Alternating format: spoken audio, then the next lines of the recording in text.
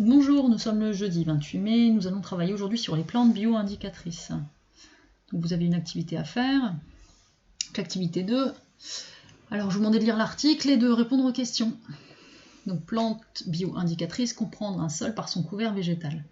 Issu d'un savoir empirique au cours de l'histoire de l'humanité, les plantes bio-indicatrices, c'est l'utilisation des observations du couvert végétal pour établir un autodiagnostic des caractéristiques et du fonctionnement du sol qui nous intéresse.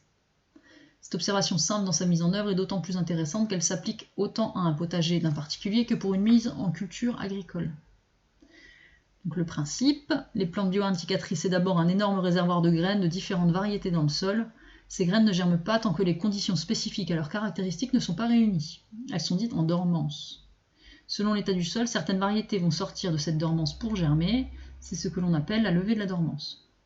A noter que d'une année sur l'autre, selon notamment les conditions climatiques, le travail du sol, les fumures apportées, la flore spontanée peut être radicalement différente. Traduction que nous n'avons pas à faire au même sol, du moins sur le plan agronomique.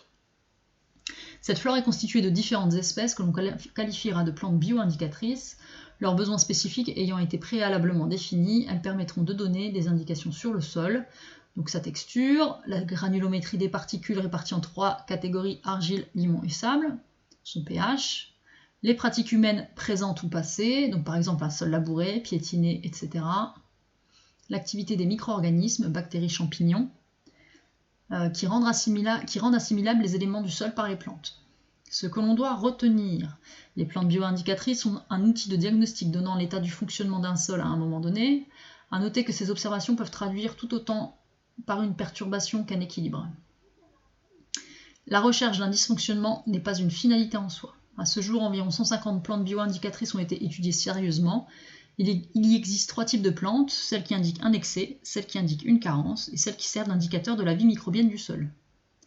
Pour être considérée comme indicatrice, une plante doit être en nombre suffisant, 5 à 10 pieds par mètre carré, et elle doit être dominante par rapport aux autres espèces présentes. Donc vous aviez des questions. Donc la première, définir ce qu'est la dormance à l'aide du texte ou d'une définition trouvée sur Internet. Donc pour ma part, j'ai pris la dormance de la graine, parce qu'il existe de la dormance chez les végétaux développés. Donc on va parler de la graine. Donc dormance, état d'une graine qui ne germe pas, du fait que les conditions nécessaires à la germination ne sont pas réunies. Donc voilà, donc en fait on a des graines, une banque de graines qui est dans le sol et elles attendent que les conditions favorables soient réunies pour pouvoir germer. Ensuite, définir ce qu'est une plante bio-indicatrice grâce au document. Donc une plante bio-indicatrice, c'est une plante qui se développera sous certaines conditions, donc en lien avec le sol notamment. Son implantation indique donc la présence d'une caractéristique du sol où elle pousse. Donc par exemple, si vous avez une plante qui est largement présente sur un sol, ça va vous donner des informations sur le sol. Ensuite, citer les indications que peuvent apporter les plantes bio-indicatrices. Donc elles peuvent indiquer un excès, une carence ou l'état de la vie microbienne du sol. Donc ça c'était noté dans le texte. Enfin, définir ce qu'est en lien avec le sol un excès. Donc un excès, c'est lorsqu'il y a un élément qui est présent en trop grande quantité dans le sol.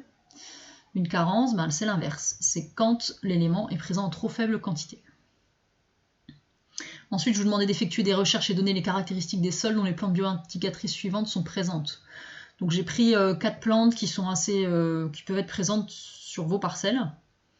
Donc le chardon commun, c'est un excès de matière organique et d'engrais azotés. Le liseron des champs, un excès d'azote également. La prêle, ça c'est plutôt de l'humidité. Et le vulpin, excès de matière organique et d'eau, et surtout asphyxie de la vie microbienne. Alors je vous ai mis ces 4 exemples-là. En faisant vos recherches, vous avez dû en voir d'autres. On verra certainement qu'en septembre, on retravaillera là-dessus, parce que c'est intéressant pour vous de savoir un petit peu de quoi est composé votre sol, sans passer par une analyse de sol, en utilisant uniquement les adventices que vous trouvez sur vos parcelles. Alors, on va regarder juste un document qu'on a vu la semaine dernière pour le cours. Donc, si vous vous rappelez de ce document-là, alors là, vous avez un document avec des insectes, mais ce document-là, donc, il correspond à l'effectif d'une espèce en fonction d'un facteur abiotique. Si vous vous rappelez, on avait travaillé sur les coccinelles. Donc, les coccinelles, elles ont un optimum vital. Donc, on avait vu ça pour la température et l'humidité.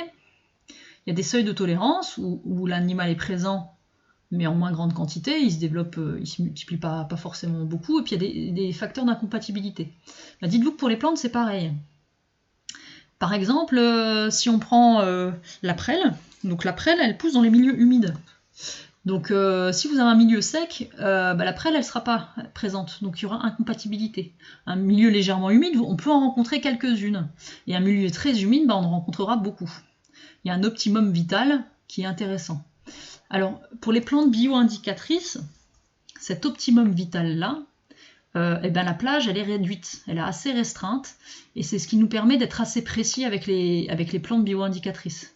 Parce que, par exemple, une plante qui va émettre un petit peu d'azote, un petit peu de phosphore, un petit peu d'humidité, elle va avoir un schéma en cloche assez plat comme ça, assez...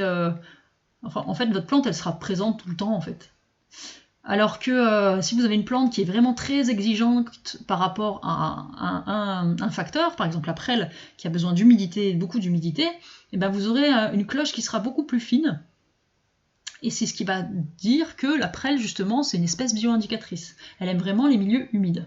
Donc vous ne la trouverez jamais sur une parcelle, si vous trouvez de la prêle, c'est qu'à cet endroit-là, il y a une nappe d'eau en dessous, votre sol est très humide, par exemple. Donc c'est ce qu'on va noter dans le cours. Donc dans le cours, on va noter un grand 2, les espèces bio-indicatrices. Donc selon les espèces, les fourchettes de tolérance et d'optimum vital sont plus ou moins larges. C'est ce que je vous disais, hein. Là, la courbe en cloche, elle est beaucoup plus étroite chez les plantes bio-indicatrices. Le gradient va d'une relative indifférence vis-à-vis du facteur abiotique, considéré jusqu'à une exigence stricte.